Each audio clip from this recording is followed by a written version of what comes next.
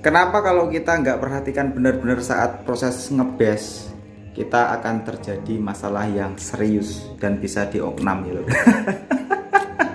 Bisa juga dikomplain oleh warga setempat. Mau ingin tahu caranya, teknik untuk gimana caranya nata partikel? Ayo kita go up ke bagian dalam video maksudnya, bukan dalaman.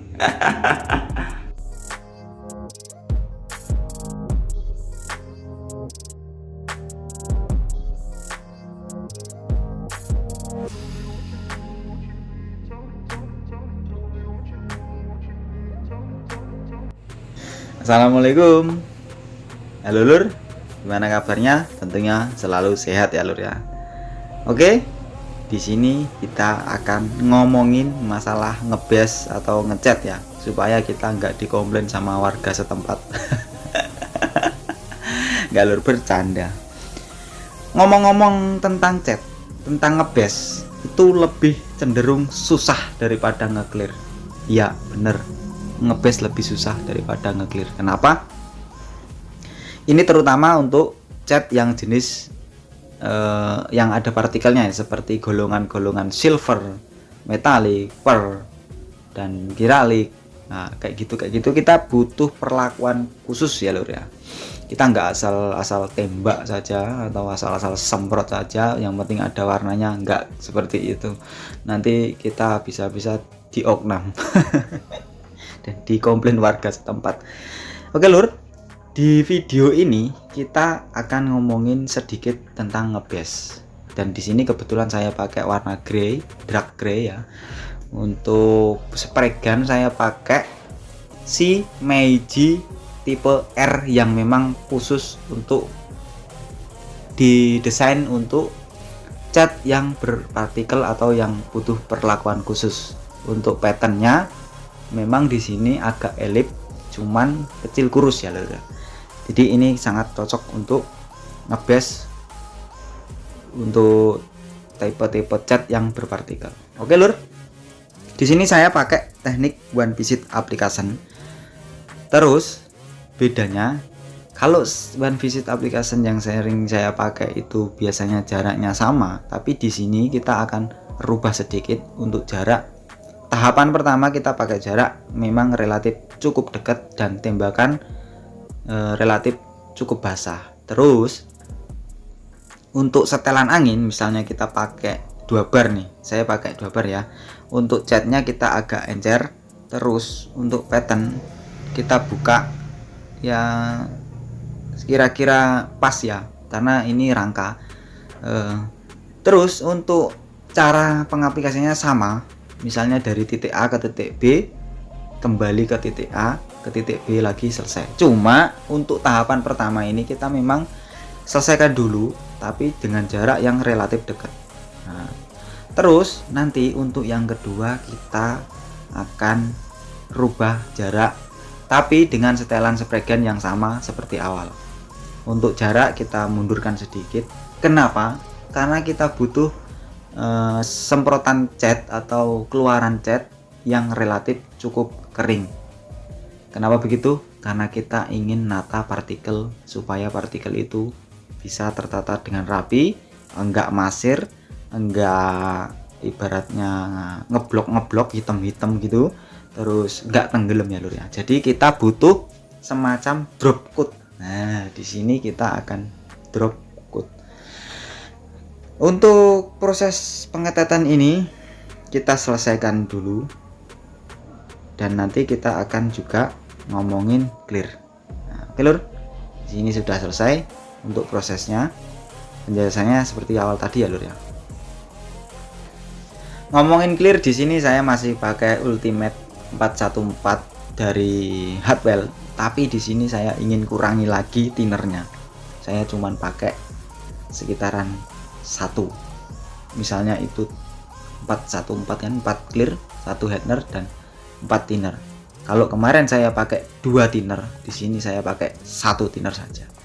Saya ingin tahu apakah clear ini mampu diajak berkolaborasi dengan cuaca yang berubah-ubah. Oke lur, kita langsung saja masuk ke bagian pengaplikasian clear.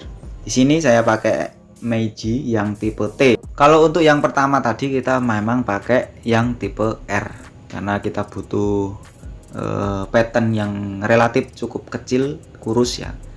Dan memang untuk yang tipe R yang pertama tadi itu didesain khusus untuk bahan-bahan yang berpartikel yang butuh perlakuan khusus. Dan di sini saya pakai Meiji tipe T. Oke, pengekliran di sini saya full wide open.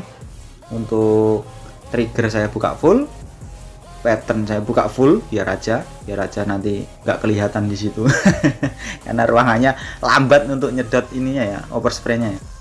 Oke, untuk pengaplikasian saya masih seneng pakai teknik one piece application tanpa jeda, 2 layer tanpa jeda ya. Jadi misalnya saya kasih tunjuk tuh, di situ ada unit track yang bawah dekat pijakan kaki, dan untuk yang selah-selah di bawah-bawah atau selah-selah yang di sudut-sudut itu kita dulukan titik A nya di situ ya. Terus kita lanjut ke titik B yang bagian-bagian luar.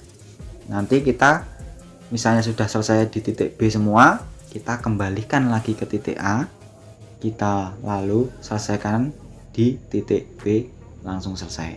Di sini kita nggak mau pakai yang namanya jeda-jeda, nanti kelamaan keburu dirubungin semut ya lur ya. Karena di sini kita berusaha meminimalisir debu yang menempel. Jadi logikanya gini, misalnya kita pakai jeda nih, karena ruangan di situ nggak steril ya, kita jedal kurang lebih misalnya 10 menit atau 5 menit. Nah, selama kita jeda di situ clear masih basah, debu menempel itu rawan sekali.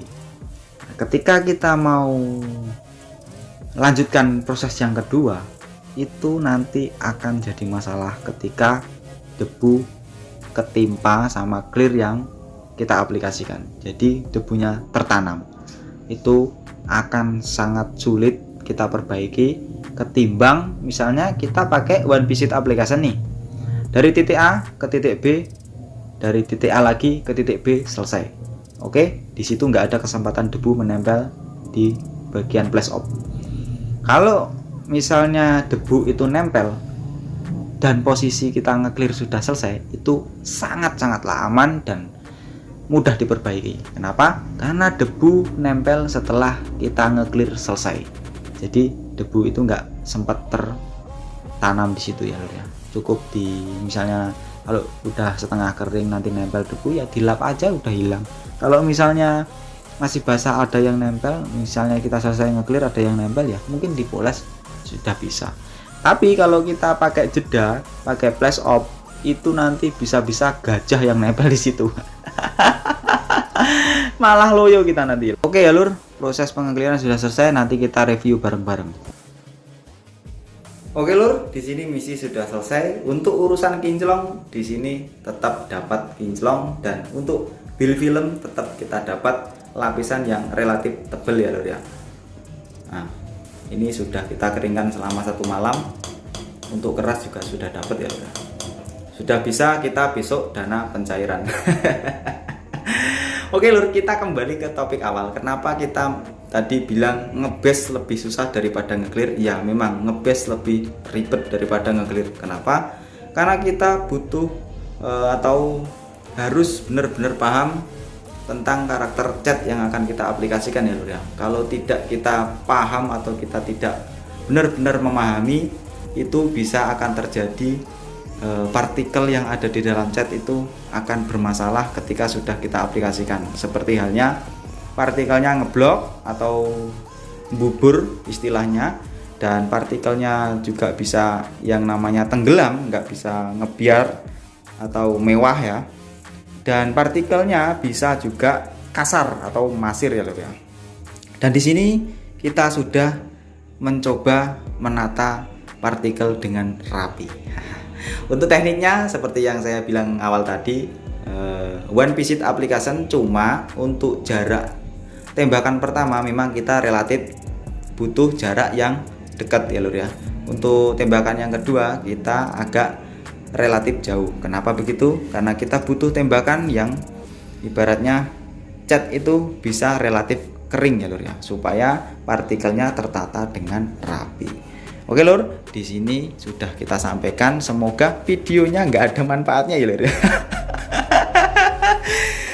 Oke lur, kita bersanda, terutama yang bagi untuk pemula supaya juga bisa menata partikel dengan rapi ya lur ya. Saya pamit undur diri, semoga videonya bermanfaat. Wassalamualaikum warahmatullahi wabarakatuh.